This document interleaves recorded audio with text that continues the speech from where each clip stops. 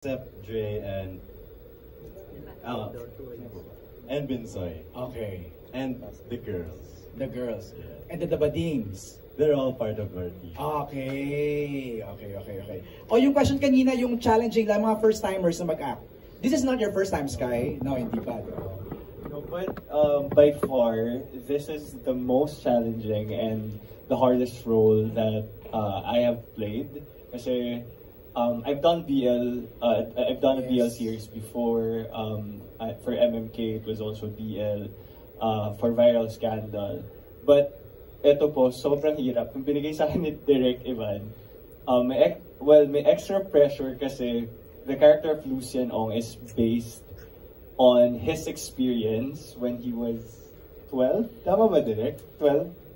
I deny all allegations. Yeah, so he denies, but you'll see in the series. So may extra pressure because there's that layer that this is the experience of Derek.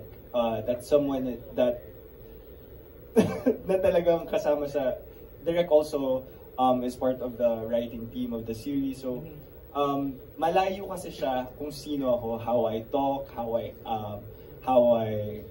act, how I behave. So I had to really build the character from ground up. Kasi nung binigay sa akin ni Derek, sabi niya, mahirap yung character na to. It's so complex. Kasi sa utak niya, he thinks how he acts and talks are mask or masculine. Pero when he starts to move na talaga and he becomes comfortable with the environment, makikita mo talaga na, okay, he's gay. So my character is really Parang closet, parang ganun. yeah, he is, but when he is with his teammates, talagang he's sophisticated kasi he's the richest among the teammates. So he's konyo, English guy. He can speak Tagalog pero merong accent, yeah. So ayun, so mahirap kasi malayo siya kung sino ako and how I act. So I had to get pieces of wala kasing isang hulma si Lucien na pwede kong gayahin. Pwede si ganito. So okay. I got pieces from someone. So yeah, I'm just so excited for you guys to see how Lucien would navigate through his struggles and challenges in life. Kasi involved yung struggles niya sa family niya and how it would affect his playing volleyball with his teammates. Okay, thank you, Sky. From the campers, Miggy, Nick, Universe, mga first time mag-series. Okay, so for me, ang pinaka-challenging talaga yung taking hours. Pero kapag andun ka na, kapag napapalibutan ka na ng mga creative and passionate na people, hindi mo na maiinda. Tama And naman. nakikita mo talaga na very worth it yung ginagawa namin. Yun lang. Nick.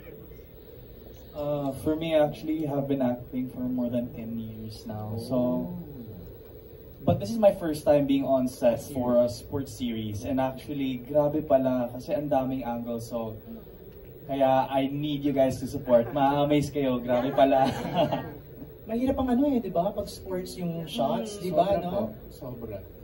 Before, nung pinipitch ko to sa I1, iniisip ko, bakit kaya walang gumagawa ng mga sports series? And then nung ginagawa na namin, okay, noted. Thanks, Direk. Our next set of questions will come from Kate. Kate, are you here? Kate Adahar. Wala siya, pero I'll read na lang her question. It's for Emilio. You are relatively new with more than a year of being in showbiz. How did you prepare for your role? And is there more pressure now that you're coming after PBB?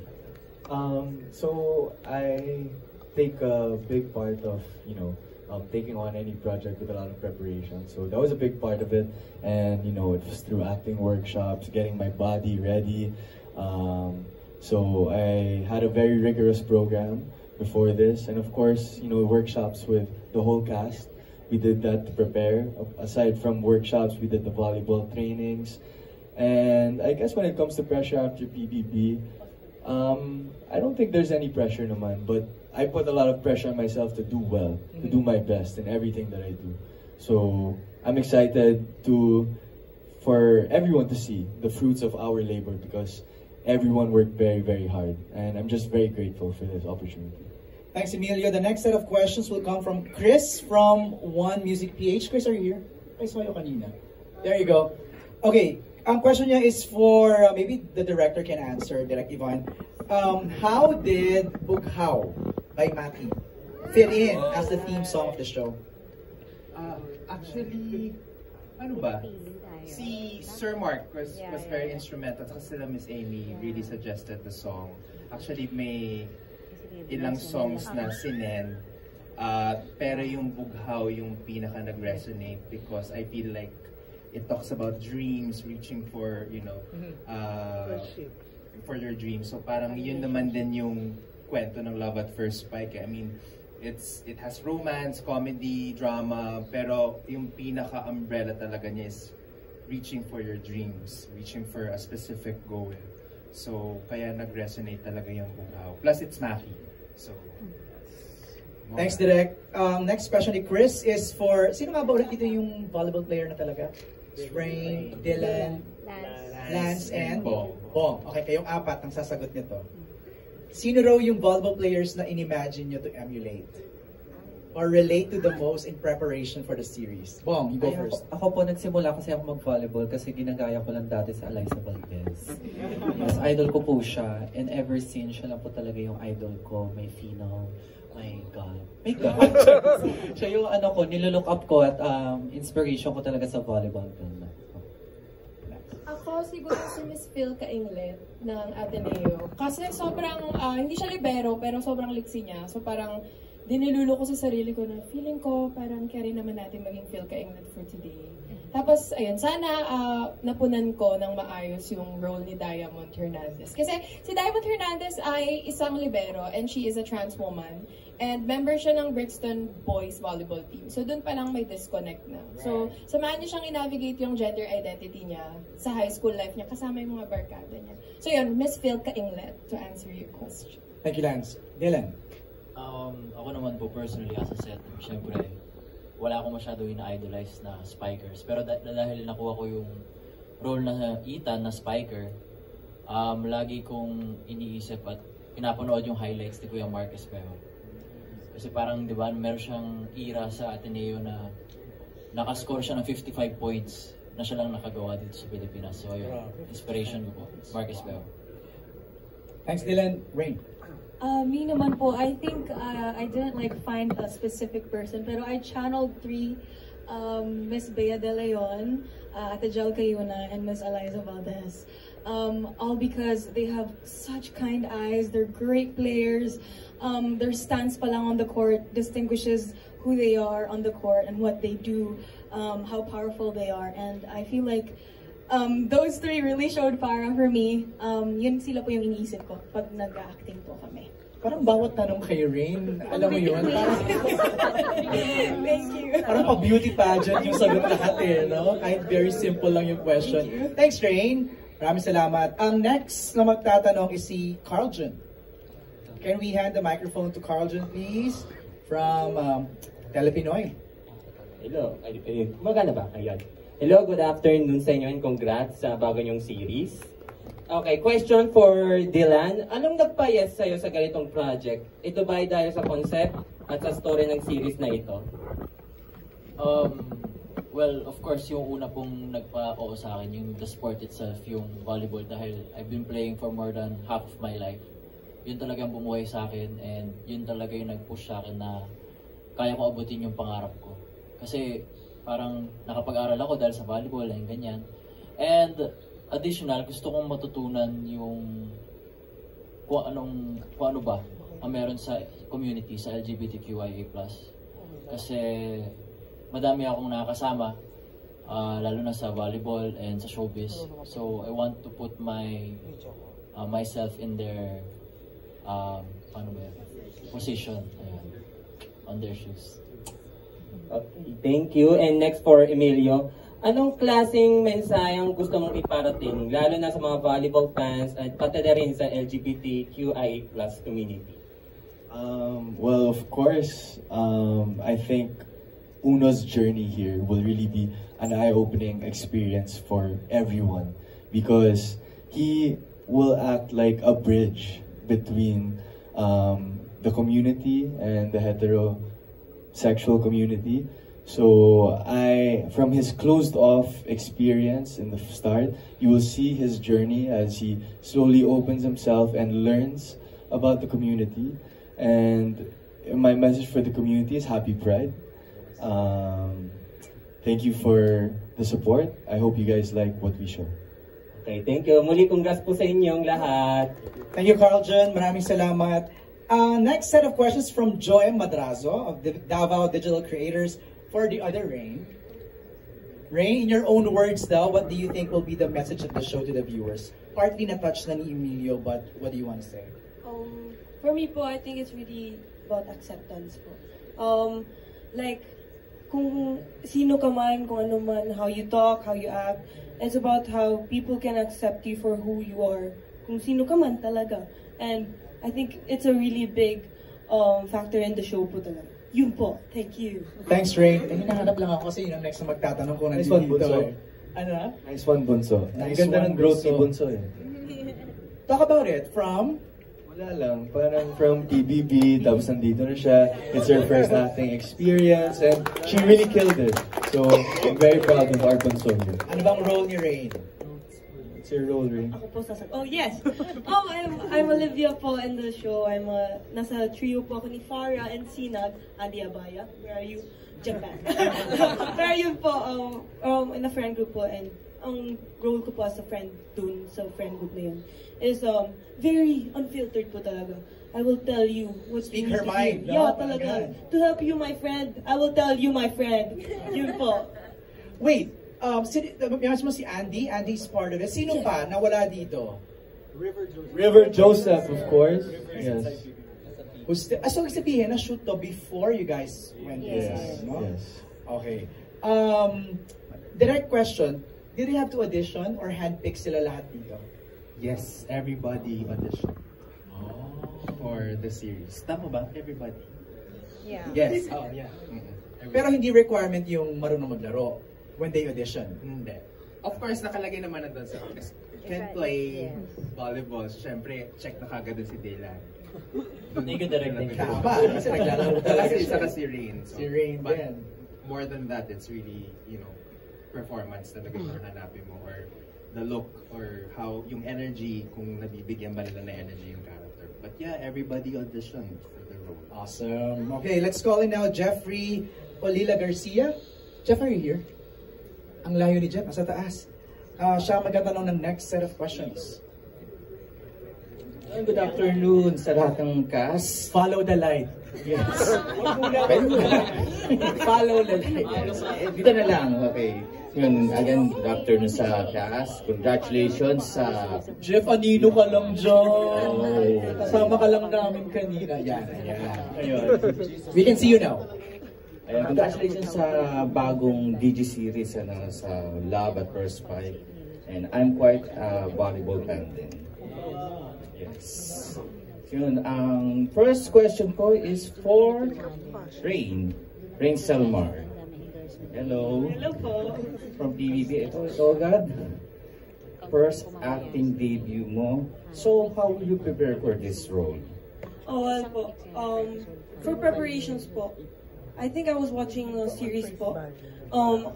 Dito in ABS-CBN to really, to see like, but then like, ito po. Before PBB, I was just a student po. I was just watching on screen. Kaya, I don't know what to expect po sa first taping day ko kasi I've just been, nakikita ko lang yung products, never the behind the scenes. Kaya, yeah, I was like, I don't know what to do. Kaya, it was big help po talaga the castmates po. Very helpful, very guiding. And I think sa preparations po, malaki po yung help nila. Talaga telling me like, ito yung gagawin mo, you should read all your script, tapos i-feel mo talaga, i-ganon mo talaga.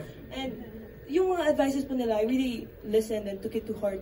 Talaga, thank you guys! Oh my gosh, we're here! So, ayun po. Thank you.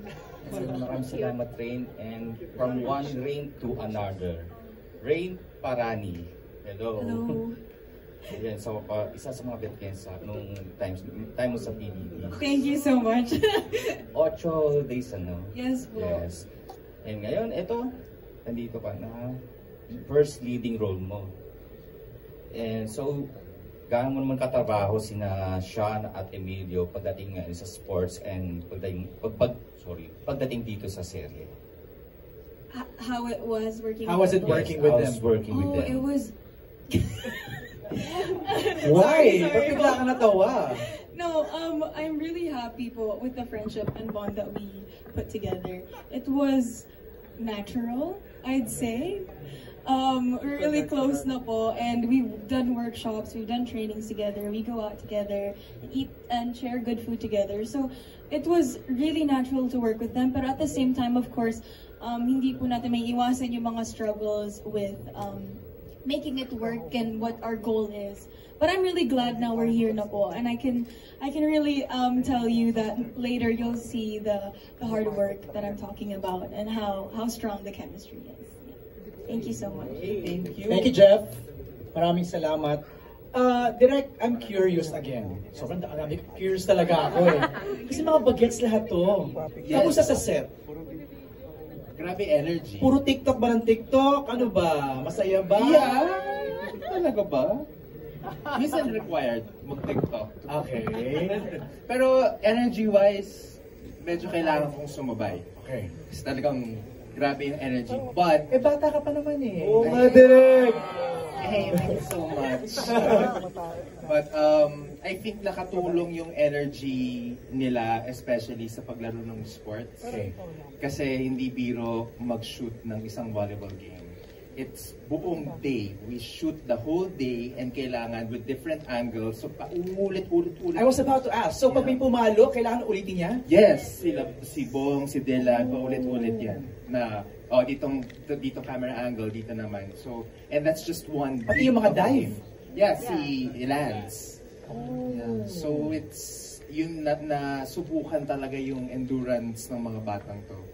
But, thankfully, sobra kasi silang game, sobra silang nag-dive with me.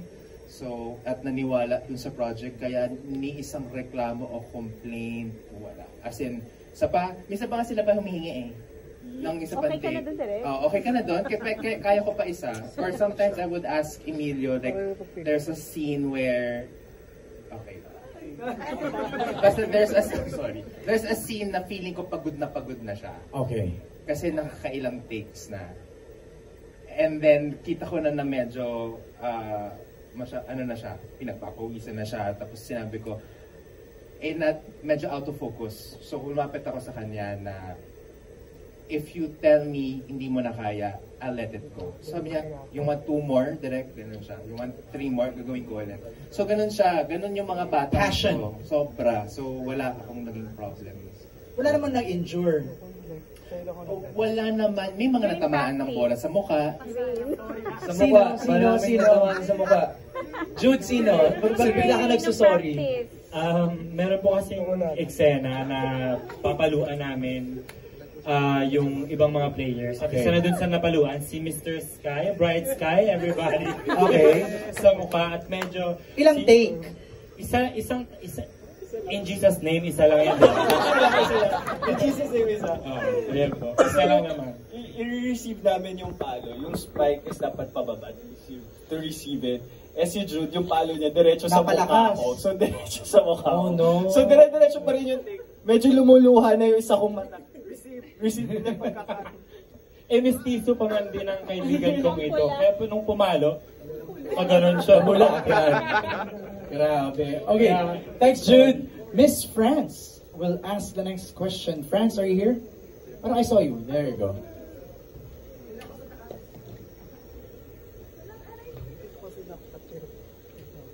Hi everyone. Congratulations everyone. I can see you naman here. So, first question would be for, Emilio, Sean, Dylan, and Sky. Anyway, si Sky pala, kwento ko lang mabilis. Seatmate yan ng graduation namin sa UP ng 2018. Siyang sumakong laude namin sa batch namin. Nalate kasi ako ng 16 years graduate, so siya yung katabi ko sa...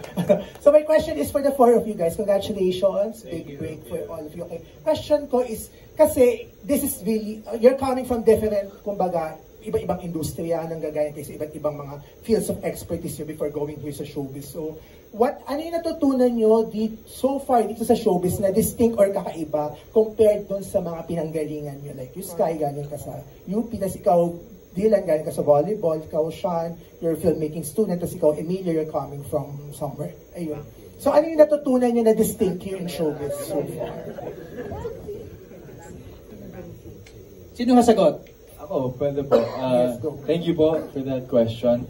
I think sa investment banking, definitely use a lot of your left brain. So it's a lot of logical thinking, being kind of robotic. Pero dito talaga sa industriya, especially kasi ngayon, na mahal ko na talaga ang pag-aarte. It's really about being in touch with your feelings, being emotional, and being okay with that. Kasi I grew up talaga in a very hard family na discipline, and you don't really show your emotions. And I was also in an industry that's very cutthroat. Not saying that this line of work is not cutthroat. It is very cutthroat. More cutthroat. More cutthroat, if not. But, you just have to be a lot more emotional, and that's okay. So, sana makita niyo yan. Wait, are you the guy na nagte-TikTok na nagla-lunch break? Yes, that's me. That's you.